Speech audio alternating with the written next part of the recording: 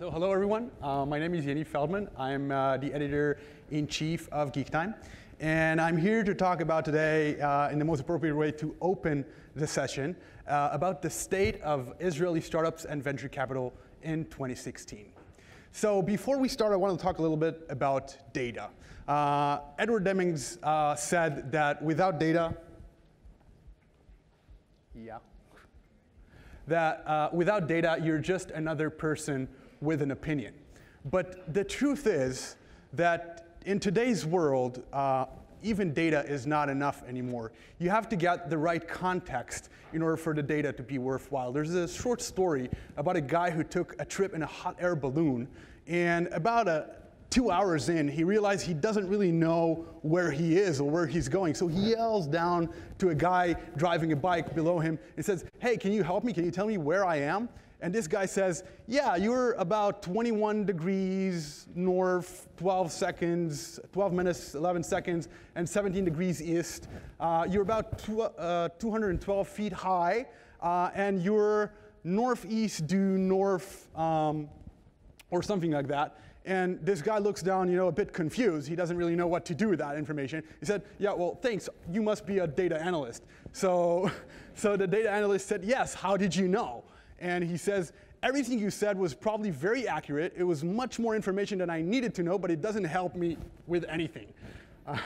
So the data analyst says back, "Yeah, well, this is what you asked for, and I'm assuming that you must be a manager." And this guy says, "How did you know?" And he says, "You don't know where you are, you have no idea where you're going, and you got to where you are by blowing hot air into something you do not understand how to operate."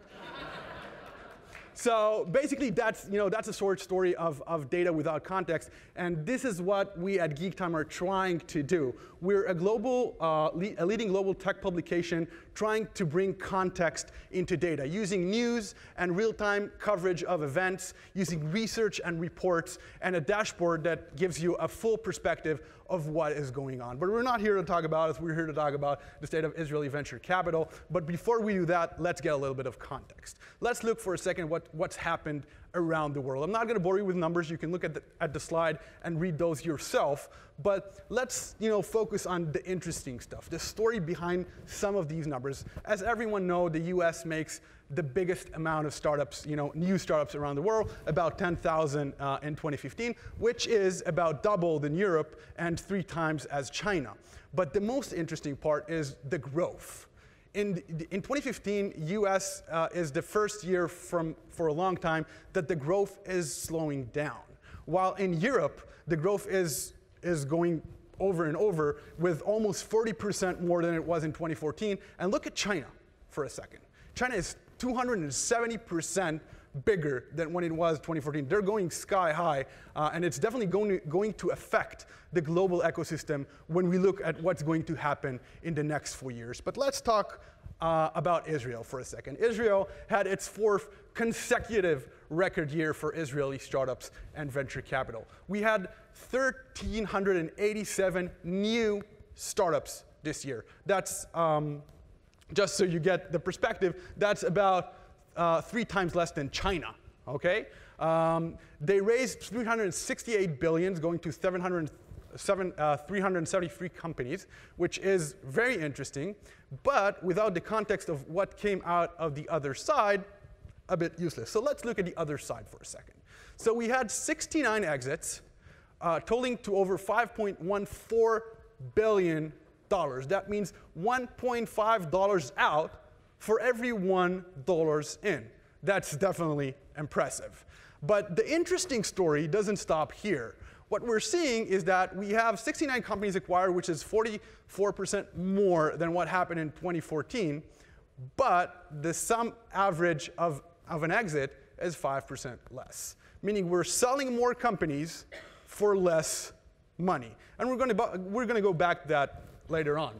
The second side of the money going out is IPOs. So in IPOs, we had 12 companies IPO in 2015, which is the exact same number we had in 2014.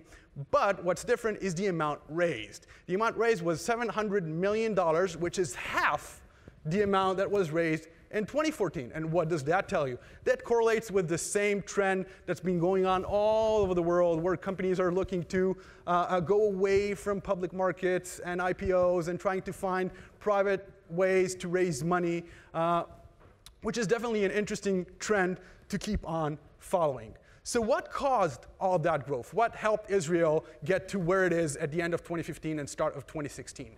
So the first thing is foreign investments grown by a lot in 2015. If we got used to seeing US capital flowing into Israel, which is a good thing and we all want more of it, we've seen more and more foreign investments coming from places like China, India, Russia, Europe, and in fact, 15% of the capital invested in Israel in 2015 came from those countries, which is practically 3 times more than it was in 2014. The other growth factor is a new Series A focused funds. It's a trend that started at the end of 2014 and grew by a lot. We have Aleph with Eden here sitting and will be joining us in a panel soon. And we have TLV Partners and many other new funds that gave new solutions to companies post-seed rounds wanting to grow the next step, which is something we didn't have before and was an enabler for Israel to create a healthy evolution process for startups. So what are the challenges that we're facing with where are we going from here? So first off, is the startup nation really becoming the scale-up nation? It's a discussion that everyone are talking about. So if you go back to that number we said in a previous slide, the answer is not really. We're seeing more companies selling early, and we're seeing that the average sum of exit is keep going down. So if the data is here and the context is here, so it's not happening so soon. We do have a few outliers. We have Outbrain and Taboola and Wix and Fiverr, and we have great companies growing, but they're still the outliers. It's not a trend if you look at the whole picture. And the next question is, will an economic downturn affect Israeli startups and VC? And that's an interesting question. Everyone is now saying that the party is over. We're looking at the numbers of what's going on in Q4 2015 and Q1 2016 that's about to end. And it seems interesting. And the answer to that question is, it will affect Israeli economy and Israeli startups, but not as much as you think. Because Israeli funds have already raised money. Most of them finished their cycles. And we've been seeing new funds both for early stage and later stage. So even when that happens, we still have enough air in the lungs to survive through whatever is happening.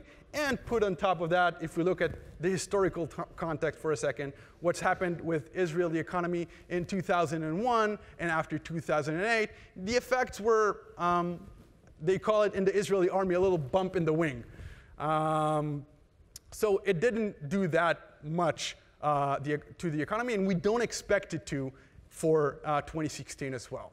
So what is the big challenge that we're facing at the moment? The biggest challenge we're facing is talent shortage. The side effect for having so many exits and so many companies being acquired is having, for some reason it could be good and could be bad, but we're having a lot of R&D centers opening up in Israel, a lot of international companies opening up shops, and in fact, almost 30% of the companies that were acquired in 2015 became local R&D centers or extended existing local R&D centers for international companies. What this creates is companies with a lot of money coming into the market and start spreading it around. So it creates a situation where startups are becoming harder and harder to raise, to bring in talent. And that's something that we have to deal with at the moment. It's kind of similar to what's going on here, but just, as I said, give context to the numbers. People are saying we're about 8,000 engineering jobs short at Silicon Valley. So in Israel at the moment, we're 9,000 short, meaning that the shortage is even bigger in Israel than it is here. The difference and why it seems different is because here you have more money to throw at the problem, and in Israel we have a bit less. But it's definitely something that we will need to figure out how to solve. We have a lot of people from Israeli government here sitting around and thinking on how we can better manage that situation. But we cannot really control we cannot direct the wind, but we can adjust the sails. We can do our best as an industry to help solve this problem, to help get people, more and more people into engineering and into startups and into innovation. And I hope this is what will help keep us as a startup nation and ahead of the curve.